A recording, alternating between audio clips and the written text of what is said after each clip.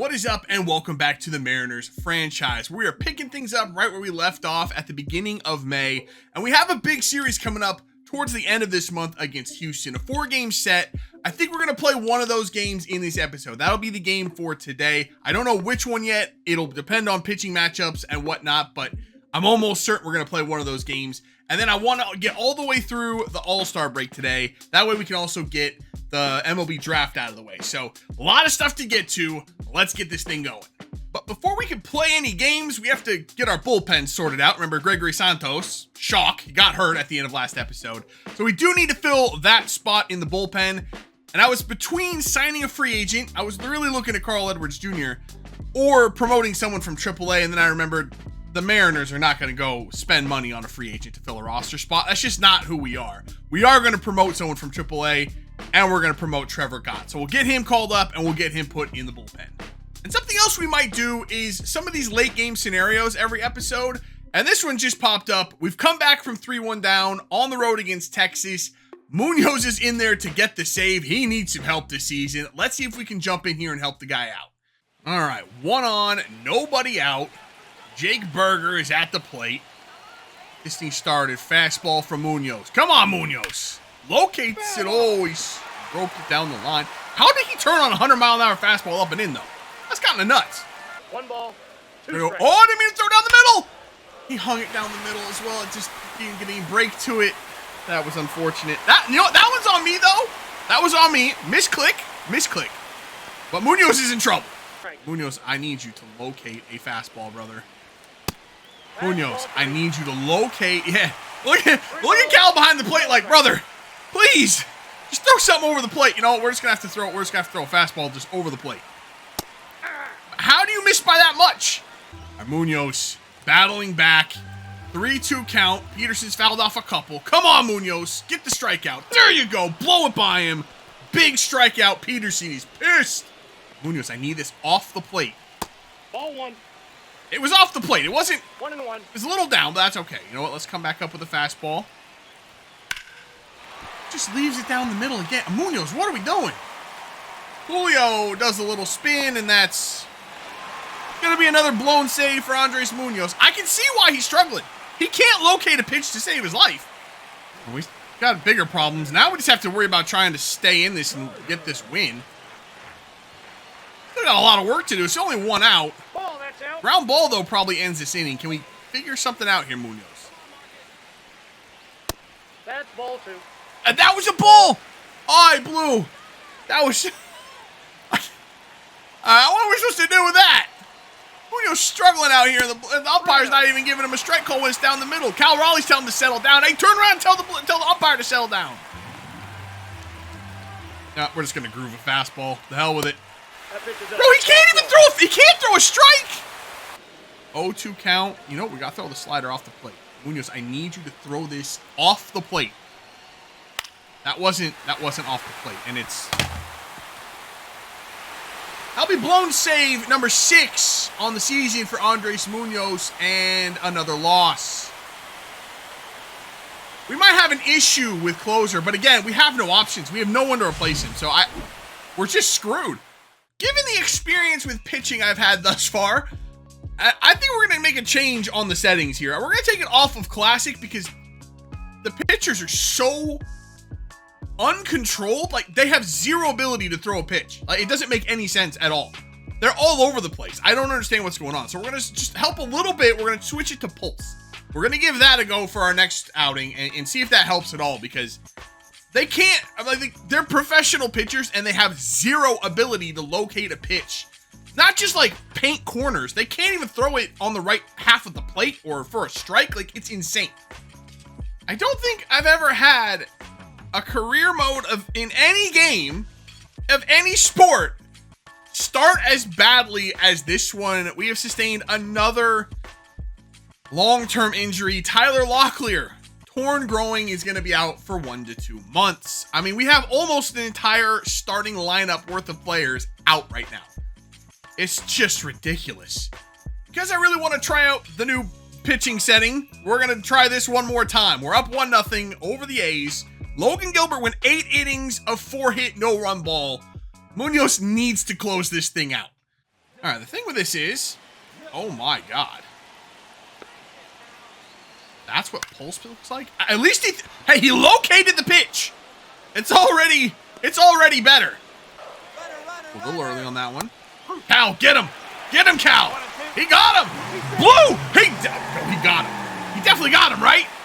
Go with the fastball up and in. Paints it on the inner half. Good enough. Jacob Wilson is sat down. 2 outs now. But the tying run is on second base. There you go, Munoz. Suddenly, looks like Andres Munoz. He gets the save, and the Mariners get the win, and we stop the slide. We got swept by Texas after that blown save last time, so we're back a little bit. So the Cubs are offering us a trade, Owen Casey for Dylan Moore. Casey, definitely more of a prospect, although he is up with the Cubs right now. He has 3 plate appearances this season. He struck out all 3 times. Not sure he's quite ready to get called up to the bigs. The bat's not quite there yet, but it does look pretty decent. He's 22 years old, 63 overall. He can also play first and all 3 outfield positions. It's not bad. I actually do like the look of him, but they want Dylan Moore in return. I'm not sure we're ready to part ways with Dylan Moore just yet. I think he fills an important role on a club that's looking to make a deep playoff run. He can play everywhere, a good defensive sub late in games, and because he can play anywhere, if someone gets hurt, he's the guy that's going to step in. He can play every position. I think we need to wait closer to the trade deadline to look to move Dylan Moore. If we think we're going to be sellers, then absolutely we revisit this and maybe we can swing Owen Casey. If not, then we keep Dylan Moore. We leave him on the club for the rest of the season. We try to make a deep playoff push. I think Dylan Moore is one of those players that you kind of need in your team for a playoff run. These injuries are getting a little bit out of hand now. Ty Pete has broken his shin. He is out 1 to 2 months. That's another top 10 prospect on the shelf for multiple months, joining the likes of Cole Young and Johnny Farmello. I might actually have to turn down the injuries a little bit. I feel like if we get 1 or 2 more, I don't know if we're going to be able to field the team in AA at this point. Our single A team is just decimated. There's nobody left in single A. Everybody's AA or above at this point. I'm worried that we're going to legitimately run out of players. We have another injury. Shocker, I know, but my heart actually stopped for a second because I read the name Julio Rodriguez, but it took me a second to realize we have 2 Julio Rodriguez's. One of them's a AA catcher, and he's the one that got hurt. I was about to go ballistic. This whole season was about to be chalked. But some good injury-related news. Cole Young is back, so we just narrowly avoided hitting double digits on the injured list, so he's headed back to AAA. And let's do one more of these late-game situations before we hit that Houston series. Another gem of a game by Logan Gilbert. 7 2/3, 3 hits, no runs, 6 Ks. Bullpen struggling, though. This might be inherited from Logan Gilbert, now that I think about it. But Spire's on the mound, 2 on, 2 out. Let's see if we can get out of this jam. All right, Spire, let's settle this thing down. Let's try to get out of this inning. I forgot. 1 ball, 1 strike.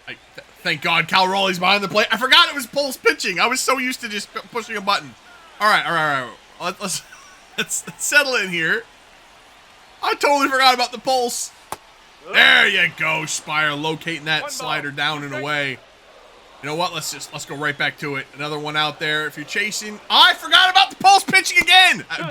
Good location, Spire. You bailed us out on that one. All right, let's go fastball. Pulse pitching. I got to remember that that's a thing. Oh, a little flare. Bliss is running out. Bliss is there.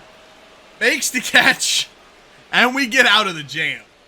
And the numbers for Munoz this year, and maybe we just don't look at those. 7.5 ERA is wild.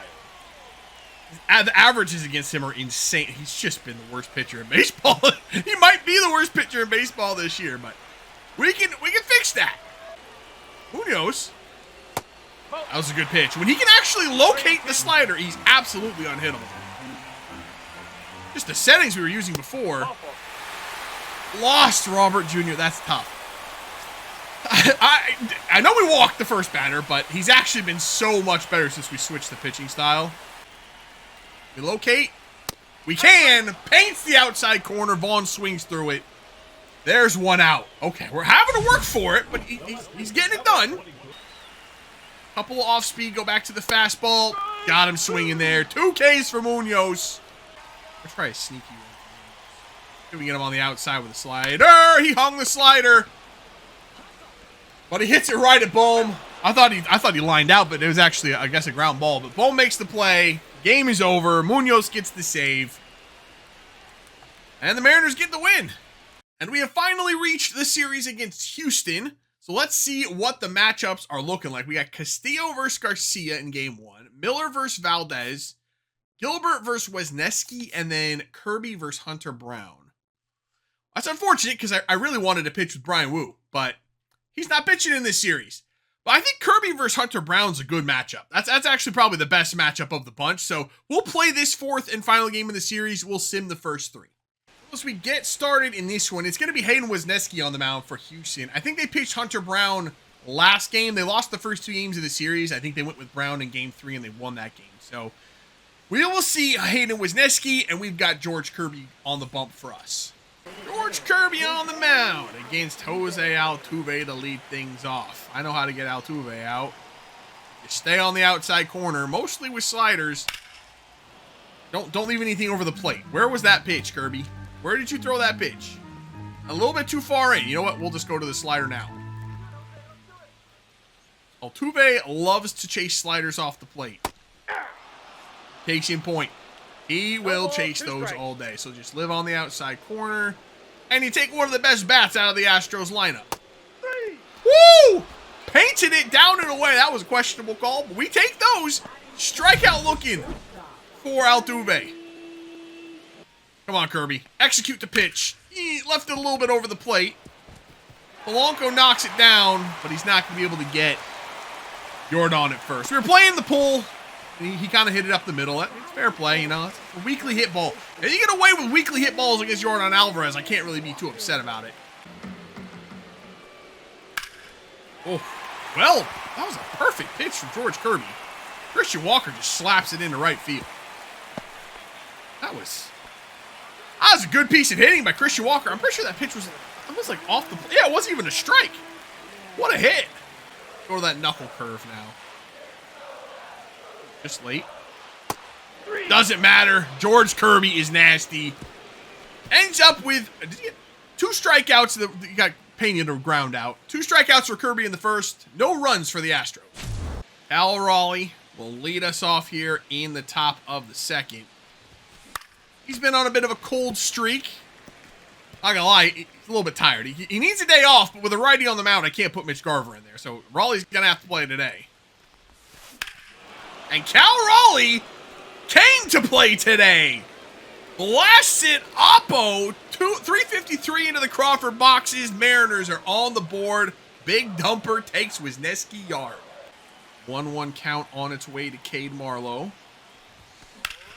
He gets a fastball, and he's all over it. Another home run for the Mariners here in the 2nd inning. Cade Marlowe puts one on the board.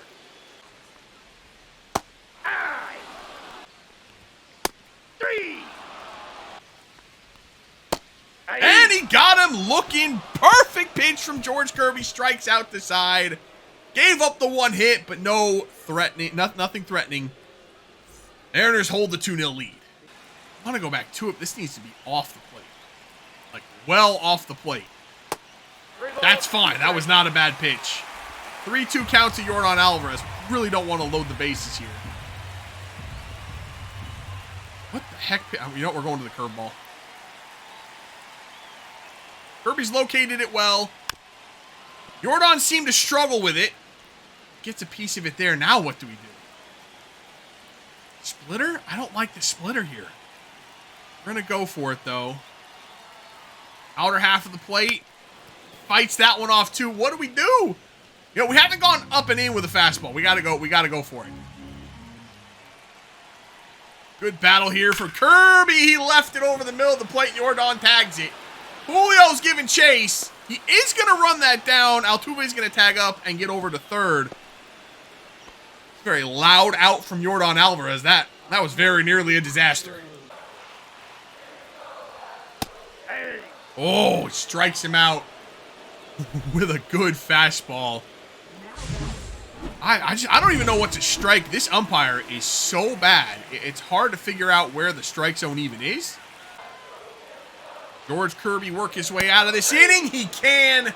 Gets another strikeout.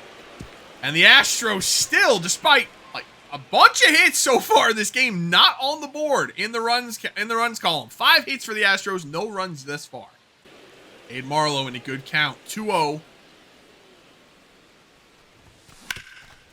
Gets the fastball, and he slaps it through the left side. A base hit for Cade Marlowe. Scores Cal Raleigh.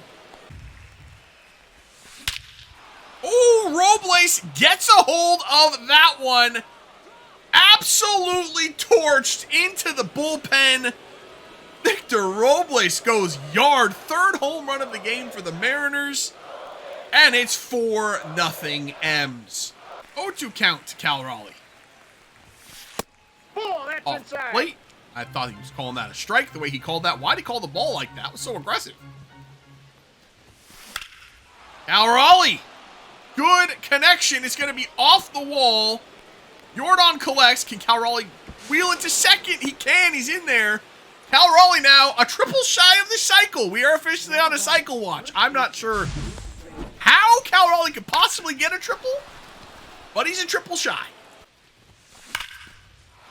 Lines one to center. It's going to get down. It's all the way to the wall.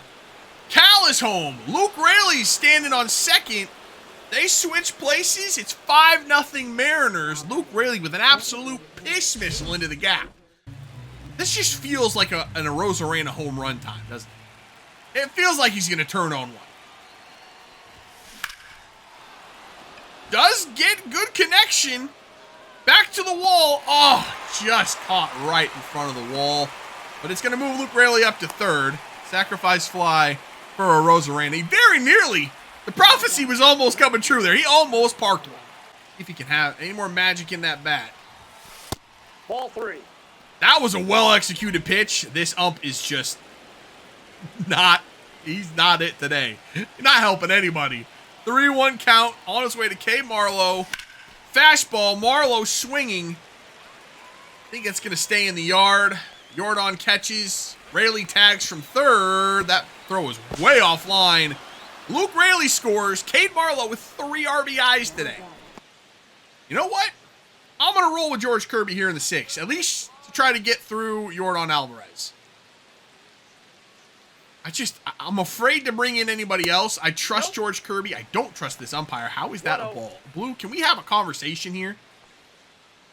Somebody needs to draw the strike zone in crayon for him so he knows where it is. That was frustration. That was a frustration one. Works out, though. Alvarez swings over the top. 1-2 count to Jordan. Let's just go up and in with a fastball. Off the plate, though. This needs to be up, Kirby. It is up. And he gets Jordan Alvarez swinging underneath. That is a perfectly executed pitch from George Kirby. Oh, and Kirby's just living in that bottom corner. What can you even do? Let's just try a slider. Let's just throw it off the plate. I mean, you almost have to chase this. You do, because he's painting the corner out there. You have to chase. Kirby gets him swinging. That is going to do it for the Astros in the 6th. Kirby gets through 6 innings with no runs. Arozarena making some noise. He's on base for the first time today with a base hit to center field. Marlowe, Cade Marlowe slaps another single. He's 3 for 3 today with 3 RBIs. Very impressed with the performance from Cade Marlowe today. 2 on, 2 out here for J.P. Crawford in the 8th. Can tack on one more insurance run. That was right down the middle, and Crawford was all over it. That is going to score a pair. High off the wall. And Marlowe coming around. He will indeed score. Arozarena was in ahead of him. It's 8-0 Mariners on the double from J.P. Crawford. At an 0-2 count on Jeremy Pena. Buries the curveball, and Pena chases. Strikeout forgot. All right, we got one away. Full count to Jordan Alvarez. We're going to go with the changeup. Got to be in the zone, and Yordan swings over the top. This is a second or third strikeout for Yordan Alvarez today. That's tough. Christian Walker swinging on the 1-1 pitch, pops it out to Marlowe to end the 8th inning. So just the walk for Altuve, nothing else for the Astros, and their bats have definitely gone quiet. They were off to a really good start, had nothing the last couple innings. Luke Raley singles back up the middle. We're going to score another run on that. We are as Bohm. If the throw was on target, Bohm was out by a mile. But the throw is offline, and Luke Raley with another RBI today. You're just pouring it on. Chas McCormick, last man up, last chance for the Astros. 2 outs here in the 9th. Let's see what he can do. Let's go back to this cutter. I like this cutter. This is a good pitch for Trevor Gott. It's been solid all game, and he has located it perfectly almost every single time. 0-2 count now to Chas McCormick. See if we can get this curveball down off the plate. Nope, left it in the zone and got him swinging. Trevor Gott might be a piece for this bullpen. I don't know if Gregory Santos has a spot when he comes back. Gott almost perfect in his 2 innings, just the 1 walk to Altuve in the 8th, but looked really, really good. The Mariners are going to get this win. They go on to win 9-0. We take a look at the box score here. Player of the game, it's a toss-up. It's either Cal Raleigh or Cade Marlowe. Let me know what your thoughts are down in the comments. Who's player of the game for you? I'm going to go with Cade Marlowe. 3 for 3, 2 runs, 3 RBIs. Both of them had a home run. Just a solid day at the office for the entire offense. Pitching, George Kirby gets through 6, gives up the 7 hits. He got tagged early, but settled in later. 9 strikeouts, gets the ERA under 3 for the season. And then Thornton and Gott came in and were almost perfect. Just the 1 walk between them, and Gott finishes with 4 Ks in 2 innings. Solid afternoon for the whole team. And finally, we have made it to the MLB draft just before All-Star Weekend. And I've done my scouting as best I can. And I'll be perfectly honest before we get into this. I've only ever done 1 draft in MLB the Show. I usually leave that for the CPU. I'm not too focused on it. But for this series, I figured I better learn and kind of figure out what I'm doing here. So I'm kind of learning as I go. I've done the best that I can do. I mean, my first true real time through this thing.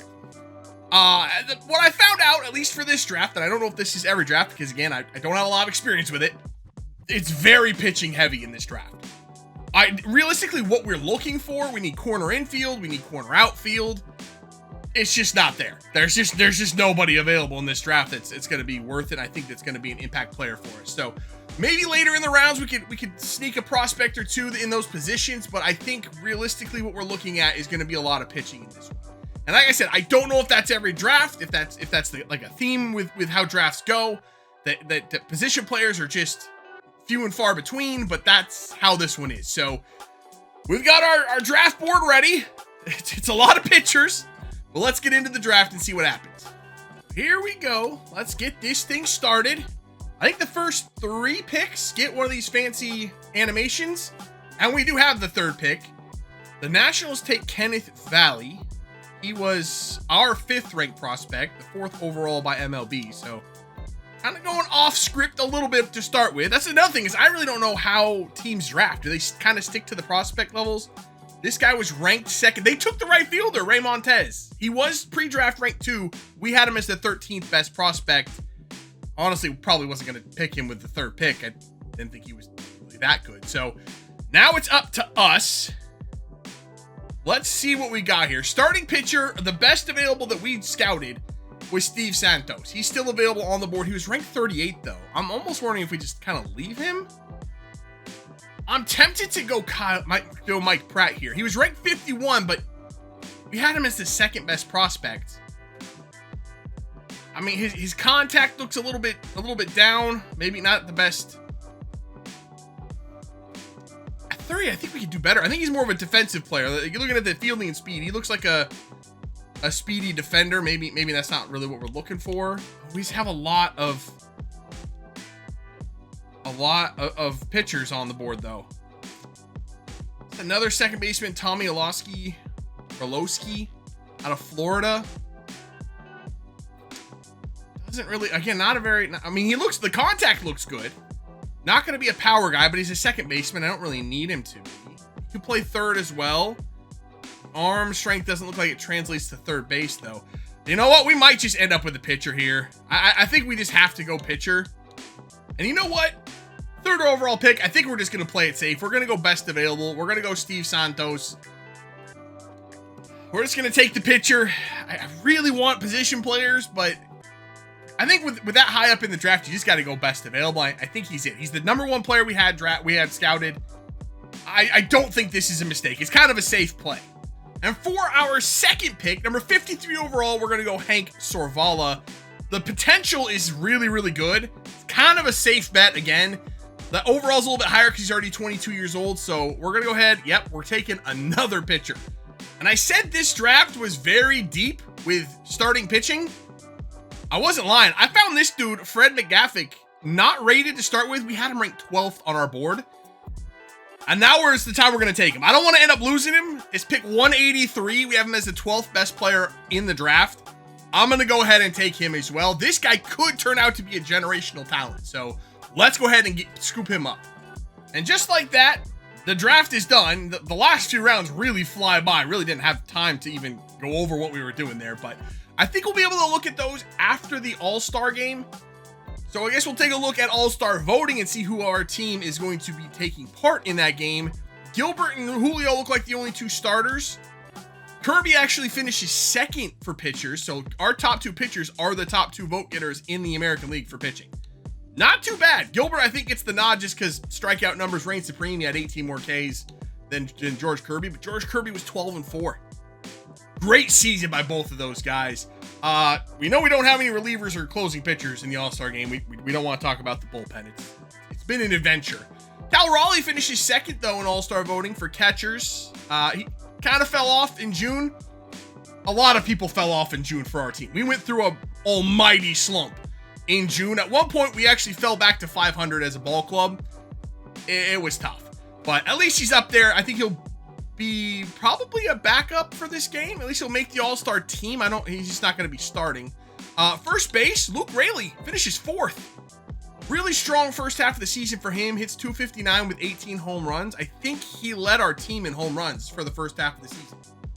Kind of unexpected, although I do know from experience, Luke Raley is a bit of a demon in this game. So not unexpected for me, but for what we were, what you would normally expect from him, that was a really good first half from him.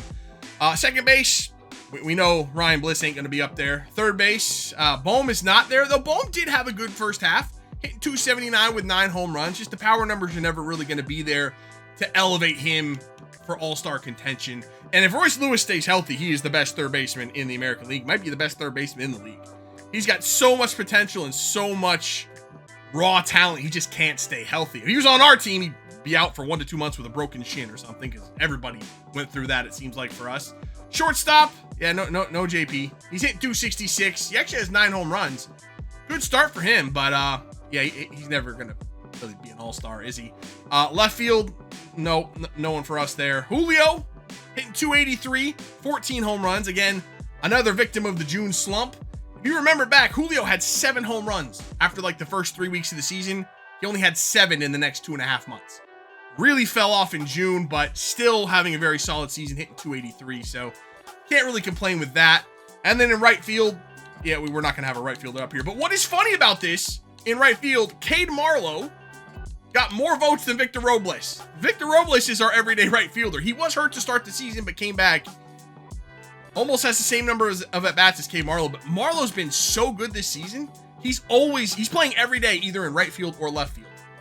And he's been so good, we just haven't been able to take him out of the lineup. And realistically, he kind of carried us through June. It was a rough June for us. And then designated hitter, we got Brent Rooker up there. No question. He's a beast in this game. We do have a vote getter for designated hitter. Randy Rosarena is there, but he's hitting 284 or 244. Sorry. But down here, Jorge Polanco hitting 304 with 5 home runs. Really just kind of crept back into the lineup in June. And him and Cade Marlowe, they were massive in June for us. We would not be where we're at without those two guys. And now we can go over the picks we got in the MLB draft. And after having gone through it now, and seeing how fast everything goes in the draft, I don't think we'll do it like that again. I think I'll just do the draft myself. We'll go over our picks afterwards, just like this, because it's way too much going on in the draft to try to live commentate and make our picks and everything. So in the draft this year, we ended up taking 4 starting pitchers: Steve Santos, Freddie McGiffick, Hank Sarvala, and Mariano Silva. We did get a couple of position players in Felipe Lorenz and then Martin Martins. And then we took a reliever in the last round in Brian Gonzalez. So some good prospects in here. Now we just got to work on signing them. And actually at the end of the season, I think, is when we actually get to see what their ratings are and what their potential actually is. So it's a little anticlimactic around the draft. I mean, you get to draft the players, but you don't actually get to see what you got until the end of the season. And to finish off this episode, let's go ahead and take a look at where things stand as we come out of the All-Star break. We are currently in first place in the West, which I didn't even know until I clicked into this screen. I thought we were still trailing the Rangers, but we did take 2 out of 3 from them at the end of June down in Texas. That was a big series. We came out on top in that one. We're actually 8-2 in our last 10 games. The Rangers are 3-7. So 2 teams trending very different directions. And if you want the in-depth breakdown of what happened, well, you're in luck, because I'm a big numbers nerd and I like going over every little thing and seeing the trends that are taking place. So we're going to get into it. If you want to see what the players did, you might want to skip forward a little bit if you're not into this part, but I love this stuff, so we're going to go over it. You saw us at the beginning of May with the blown save by Munoz that led to the sweep in Texas. We bounced back with a sweep of the A's, and what you're going to see, a trend here, is A, we're not good at home, and B, we're very streaky as it is anyway. We come back home, we lose 5 out of 6 to Toronto and New York. Bad at home, like I said. Then we go back out on the road, we take 2 out of 3 from the Padres, we sweep the White Sox, and we take 3 out of 4 from Houston. Because, of course we do. We're demons on the road, and we're good against good teams on the road. Because why wouldn't that make sense? Then we come back home and lose 7 out of 9 to the Nationals, the Twins, and then swept by the Orioles. Yeah, we were 2-7 in that homestand. 2-7. Cool. We go back out on the road. You think our saving grace, we're good on the road. We took 2 out of 3 from the Angels, swept by the Diamondbacks. We come back home, we lose 3 out of 5 to the Guardians and the Red Sox. Like I said, June, bad month for us. Just not a good month. Especially the end of May, beginning of June was a rough stretch. At one point, we were like 6 games back of the Rangers. It was horrible. I thought this thing was snowballing. We were going to be sellers at the deadline. But thankfully, we turned it around at the end of June and into July. We sweep the Cubs on the road. We take 2 out of 4 from Minnesota, 2 out of 3 from Texas. We get into this series against Kansas City, which rolls us into July. We win 10 out of 12 games in the month of July. We swept the Royals. We took 2 out of 3 from the Pirates, swept the Yankees, and took 2 out of 3 from Detroit. The team got its mojo back. I don't know what happened. I'm glad. That's how we wanted to go into the All-Star break. Get a little momentum going, because we were really on the brink of just chalking this season. But that little stretch has put us back in first place. We will be buying at the deadline. We'll see what trades are available for us next episode. It's going to be a good one. And as for the individual players, we'll run through them real quick. Some of them we saw in the All-Star voting stuff, but we'll still go through it real quick. JP Crawford's hitting 266, 9 home runs. Solid season for him. Bowen we went over a little bit, hitting nearly 280 with 9 home runs. Julio, as an all-star, hitting 283, 14 home runs, and really need him to pick it back up in the later stages of the season, man. He was so good in the first half and really has not helped us in June or July. Cal Raleigh, same thing. His power numbers are still there, but we need him to pick the average up just a little bit. He's never been a high average guy, other than this year in real life, but if he could hit around 250, that would be preferable. Luke Raley was good for the most part, fell off a little bit, need him to pick it back up just a little bit. Marlowe's been fantastic, getting regular starts, hitting 272 with 9 home runs. Bliss is extremely streaky. So much so, we're actually platooning him and Polanco now at this point. Bliss can hit against righties, Polanco hits against lefties. But Bliss, that means he's getting the majority of the starts. Really struggling. The good news is, at least he's growing. Sort of. I mean, he sucks against lefties. Let's just be honest. He cannot hit lefties for anything. But that's okay, because Polanco can. Canzone's been very good. 268 average with 7 home runs. I think that's more than I would have expected him to contribute this season. And Robles has been a little underwhelming, a bit streaky himself, but I mean, 260 with 6 home runs isn't the worst thing in the world. Arozarena's kind of in the same boat. A little underwhelming, but he's kind of on pace to put up Randy Arozarena numbers. He's hit 245, 11 home runs. He'll end up hitting around 250 with 20 home runs. That's just what he is. Polanco has turned it on in July, or at the end of June and early July. Hit 304 now with 5 home runs. Again, he hits against lefties. Bliss hits against righties. Dylan Moore, shockingly, having maybe his best offensive season ever. Hitting 242. That's really saying something. That 242 with 1 home run is his best season ever. But that's where we're at. Mitch Garver, I absolutely need to get off of this roster because he is a waste of space at this point, and he is only getting worse. There were a couple of trade offers for him in June, but that was back when I wasn't sure if we were going to be buyers or sellers. Now I know what I need to get. I know how to help this team and what I can probably get for him. And I'll work to get him off the roster and get someone else in for him. Honestly, I'm not sure what Solano's going to do. He's just fallen off a cliff and hit the bottom Wile E. Coyote style. He's 37 and he was like 69 or 70 rated when we started this. But he is just not serviceable really anymore. He's just not getting it done. Our pitching, not surprisingly, has been what's kept us afloat through the rough patches. Gilbert Kirby putting up phenomenal seasons. We already knew that. Brian Wu having a good season. 109 whip is really good. The 404 ERA is a little unfortunate. His walks and strikeouts, his walks are up, strikeouts are down, home runs are up, which is unfortunate. He's actually gone down by 1 in his overall, but I mean, he's just going to be right around that 85 rating. He's still a really, really good pitcher. Castillo's having a really good season. He's up +2 in his overall at 32 years old. Really, really doing good this year. And Bryce Miller's up +2 in his overall as well, putting up good numbers as our 5th starter. The bullpen has been better. It's been better. It's definitely improved. Gregory Santos is back from injury. We'll see how long that lasts. Probably not very long. Thornton is having a really good season. 53 innings, a 101 whip, and a 3.19 ERA. Really been solid in the bullpen. Pomeranz has been good of late. Trevor Gott came up from AAA when Santos got hurt, and he's been good. And actually, when Santos came back, it was Colin Snyder that got sent down. He was really struggling with some things. So Gott stays up. Snyder goes down. Brash has turned his season around a little bit. He's got the whip down. He got the ERA down. His last 10 games or his last 10 appearances, a 0 ERA and a .65 whip. Brash is back. He actually was having such a bad season. His potential went down to a C and he was down to like 77 overall. But he's bounced back a little bit in the month of end of June, early July as the team kind of turned things around. Spires having still a pretty good season, and Munoz as well has turned his season around. Last 10 games, 104 ERA, 115 whip, 1 blown save, 7 saves. So the bullpen seems to have sorted their issues out for the moment. I'm feeling much better about that. And see, I told you I'm a numbers nerd. I love looking at all the numbers and see the trends and see how things are projecting. That's just what I do. So if I get to rambling on about that a little bit, it makes the episodes a little bit longer. I'm sorry. I hope you guys are interested in those types of stats as well. I could look at numbers forever.